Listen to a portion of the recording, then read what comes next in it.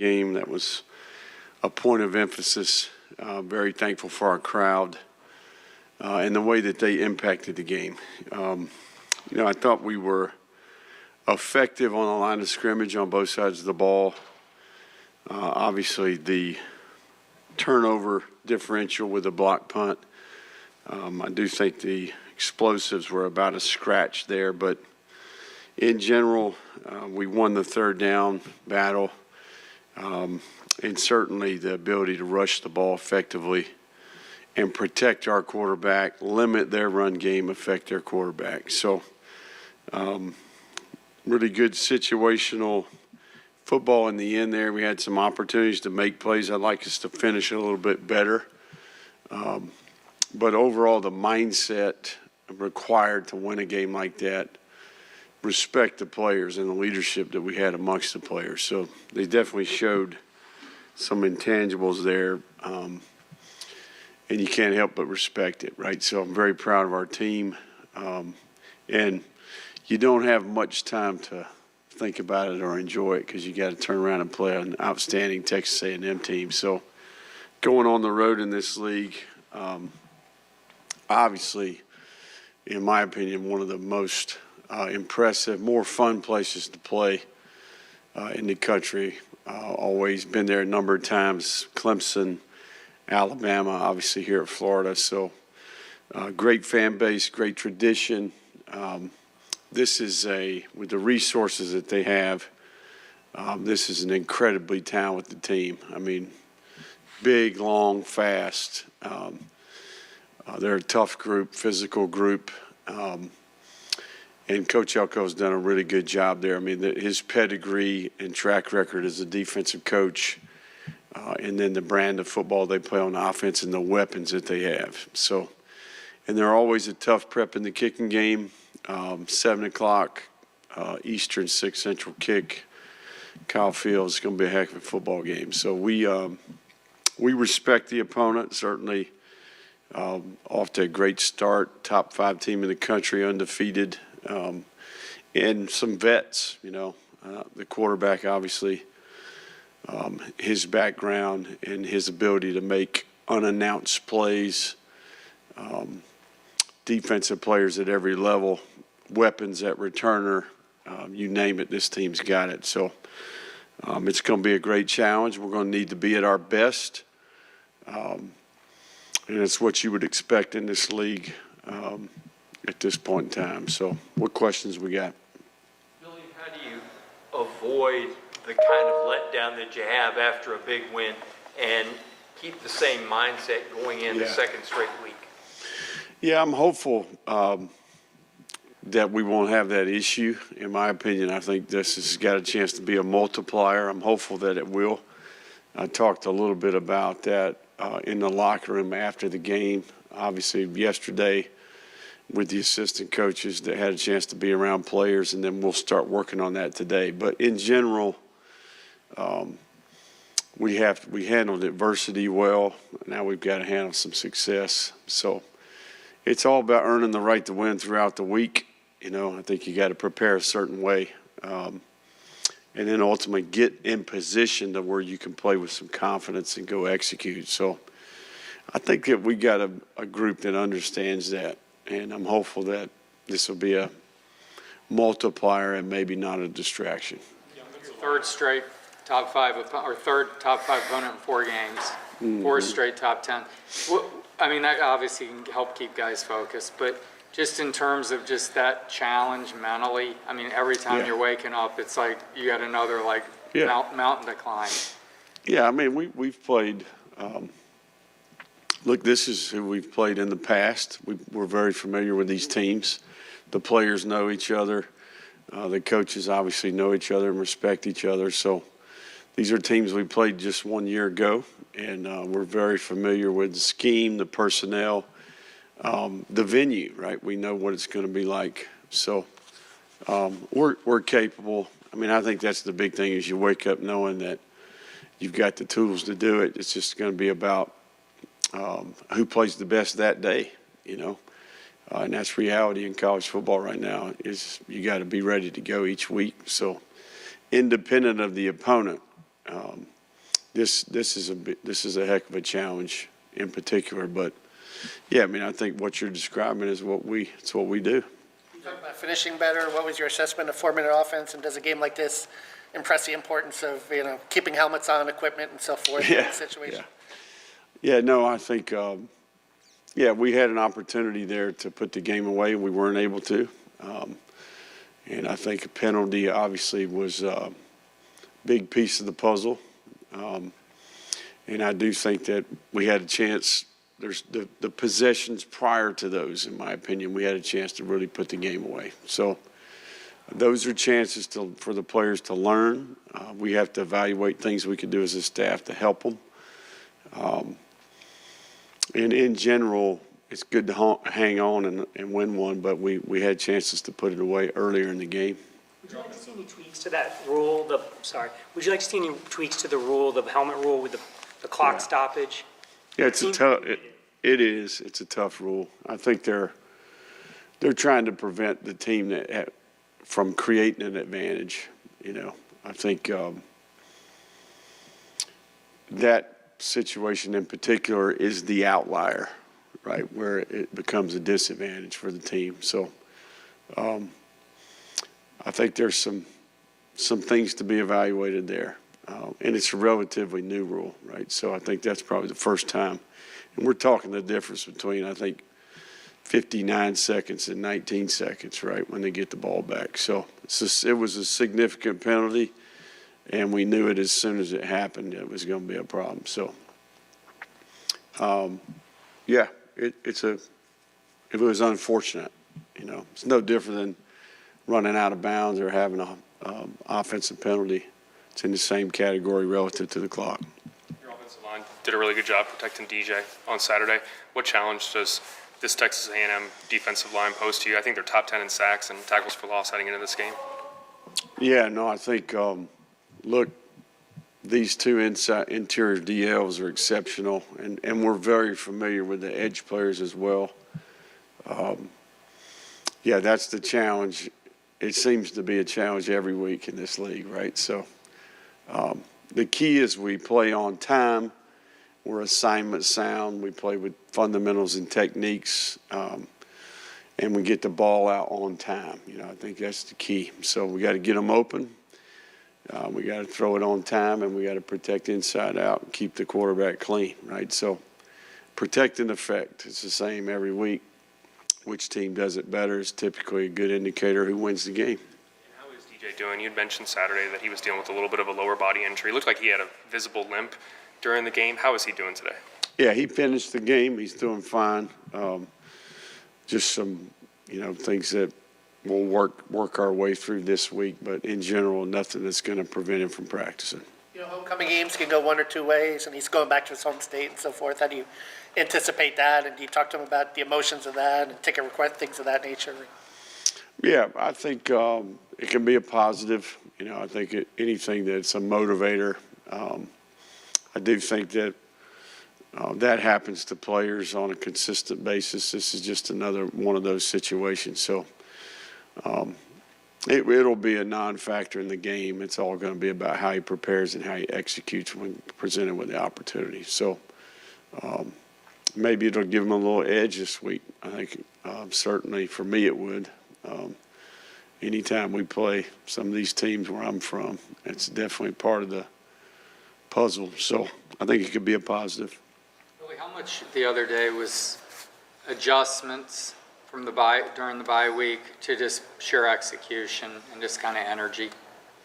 Yeah, I think mindset was good. I thought I was impressed with our ability to get the energy level back to where it needed to be. I think sometimes when you go through challenges, it's tough to bring the enthusiasm required to do the level of work that we do, right? So players and staff. But I think we did that, and I respect the players for that. And then the staff did a good job pushing the right buttons, and then I think the players did a good job bringing input to the table, and I think it's important to collaborate when you're struggling a little bit. So we played better. It's that simple, you know. I think we executed better. We blocked them better. We threw it better. We got open better. We called it better. I think all parts of it contributed to our success. So we got a good player that was available for the game. That helped too. So in general, all things contributed to it. I think we need more of it. In terms of Dallas, just how special a talent is he? Yeah, he's really unique.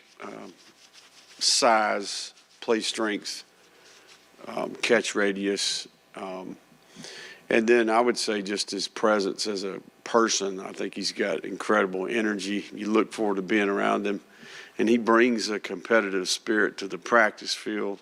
It's very evident he's out there, you know. He's got good juice, and I think that rubs off on the other players. You talked about Vernell a lot. Sorry. That tandem, I mean, this two really young guys already impact him like that. I mean, you go through the history of Florida, a lot of great receivers. I don't know that this early they were impacting quite like this. Yeah, two young, mature competitors, right? Been playing football for a long time. You know, two of the best players in the country, both highly regarded, and you got to keep them at home, and that's what you get when you do that, right? So we and look, they came to play with DJ. I think that was part of it as well. So getting a chance to do that, and it's a lot of fun to be a part of. That offensive performance, what can it do for your offense confidence-wise, and did you feel like they needed that maybe? Yeah, no, I think they knew. Look, when you go through some of the things that we've been through, you got to know who you are, you got to know what you stand for, and you got to remind yourself what you're capable of, you know. And I think that this group, outside of the two rookie receivers, J-Mike would be the other new player. The rest of these guys were here last year, right? So I think that's the one thing that I would say allowed them to stay the course was they were here in the back half, back 2/3 of the season last year when it looked the way it should look, right? So I think that two has, you know, gotten better each step of the way. You know, he finally started to look like himself again. So, and look, I would tell you, just watching the tape, in general, there's more ceiling here in all three parts of the team. I think we can play cleaner. I think that there's areas where we still we could have had even more control of the game in some regards. So I think that's pretty exciting to show the players, like, look, that was a lot of fun, but hey, there's more out there to accomplish. Even with as well as the defense has done this year, did you feel as though the pass rush may have unlocked something on Saturday just to produce the amount of pressure they did, taking on what seemed like more blitzes than usual? Did you feel like Yeah, no, we pressured more. You know, we felt like going into the game that was the plan. Just in general, the overall strategy there, I think, worked. I think we might have to play those guys again, so we can't talk too much about it here. But in general, I would say Coach Roberts and the defensive staff dialed up a great plan. He called it well, and I think that it caused issues for them. You know, I think we covered them. The distribution and coverage was good, and that made him hold the ball, and then we landed. You know, the rushers won their matchups, and the blitzers won their matchups, you know. So I think it was a really good strategy on their part. Obviously, he broke contain and got out of the pocket. Majority of their rushing yards came from him. So, and that's a good-looking group, man. I mean, the pregame, you guys saw them too. I mean, that's a good-looking football team right there. So they got weapons all around. For them to contain that group, I thought was impressive. Second straight year, the depth in your running back room gets tested. And, you know, Duke was promising, but then he goes out. I mean, how is he for this week? And does this open up for Katie Daniels or other guys, or how do you view where you guys are there? It's history's the best indicator of the future, right? So the running back position in the SEC, you can just bank on needing your third or fourth. You know, hopefully you don't get to the fifth, but it's next man up. Jabbar does a great job having them ready. You know, you'll get an injury report on Wednesday, but in general there, it's kind of who's out, who's back. We'll see. It's TBD right now, but whoever's running it for us typically does pretty good, I would say. Second straight game, you're going to be facing a very mobile quarterback who sees openings and takes off. Yeah. What did you see that could have been done better against Texas that you'll need against the Aggies? Yeah, really our issues were pressure, distribution of the rush lanes when we were pressuring. And then obviously he gets loose, he's an athlete, right? So this guy presents the same problems, maybe even a little more dynamic in terms of long speed. You know, the kid at A&M is the unannounced play. It's the off-schedule play. And there's a lot of them, you know, so, and more designed quarterback run game, you know, so it's a huge part of the puzzle when you start talking about defending the group. These two backs they've got are outstanding. The two receivers are incredible. The tight ends are blue collar, and they're big and long up front. So I think in general here they got good pieces on offense, and it starts with the quarterback. In terms of DJ's performance the other day, just how efficient was that? I mean, when you like reviewed it, and I mean, he made that one throw that was kind of crazy into whatever coverage, but then he made the interception. But did he have many ill-advised throws? The interception, he got hit, you know. But did he have many ill-advised throws, and was he more like pinpoint than? Yeah, no, he was. I think the one throw to Trey over there on their sideline was probably not the best decision. Outside of that, he was pretty clean. You know, I think he missed J. Mike on their sideline in the red zone there, the field goal possession. But, you know, look, he communicated better. He played within the system. He threw a ton of completions. He played on time, which was impressive to me. And the staff designed a really good plan in terms of getting the first guy open on a consistent basis. And we featured the players we had, you know. So, yeah, he's definitely his best performance of the year. I think his quarterback rating was 180, which is the third best in his career. So we need more of that. And, look, quarterback gets the praise when the other players around him plays really well. And we played better around the kid, and DJ played better. So it's a combination of all of it. Howard was such a critical player for you guys last year. I don't think he played on Saturday. How is he handling just his current role? And he's someone who could be a candidate for elevated playing time the rest of the way. Yeah, Pup has had the injury bug. You know, I think he has had a challenging offseason, not much different than DJ's, to be quite honest. And then he's in a very competitive room there. So he's played in 3 games this year. So I think in general it's kind of week to week in terms of his role in the team.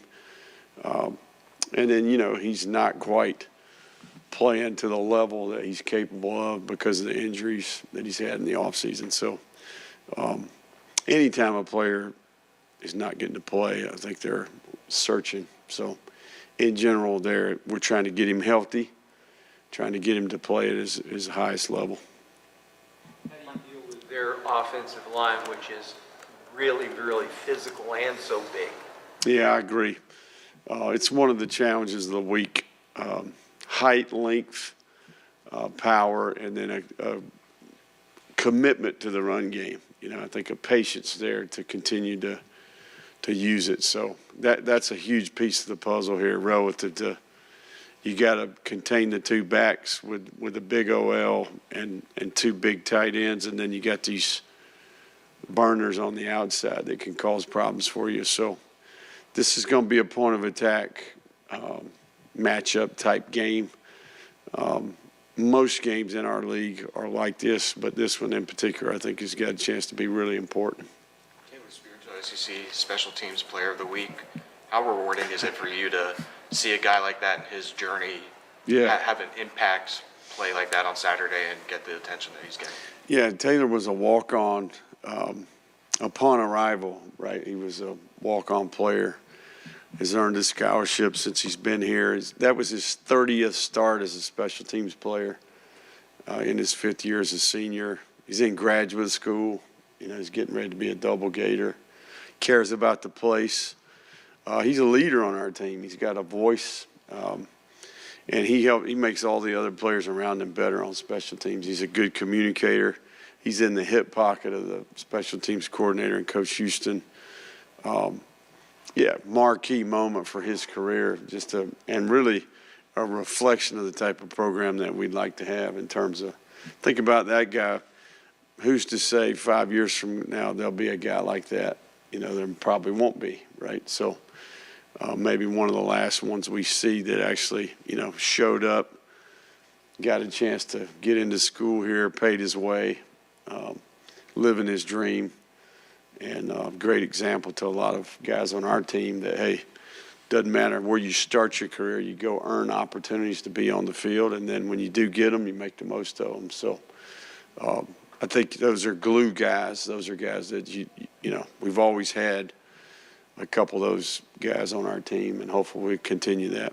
And on that same page, Brian Taylor Jr. has kind of had a similar journey from JUCO to now, and Yeah. underrated guy on the defensive line and steps up with injuries. Just what do you think Yeah. of his performance? And Yeah, his impact BT on the played board? the best game of his career for sure and stepped up in a major way. I mean, a guy that moved from the edge to inside, gained significant mass on that frame. You know, went from being a 260 guy to a 290-plus guy. And he's got length, and he's got ability to rush, you know. So we needed the guy to step up. You know, Joseph was out. His rep count went up, and he made the most of his opportunity. It was great to have Makai back as well. Makai's motor and intelligence and presence was felt as well. We'd be interested to see how Cormani responds. I mean, like he had that nice pass breakup, I think, at the very end, but otherwise, you know, pretty little bit of struggle Yeah. during the day. Yeah, the field corner gets isolated in the coverages we play. You know, we're typically double in the single to the boundary in the slot, you know, so that guy to the wide side. And Sark's a good coach, and he knows where the one-on-ones are. All those progression reads end up where the one-on-one is, and he's typically in that spot. So, look, those are good players. You know, I thought he was highly competitive in the game, and the ball went his way. So you play corner in this league, you're going to make a few, and you're going to give up a few. The key is that you continue to compete, and I thought he did that. Thank you, Coach. All right. Thank you all.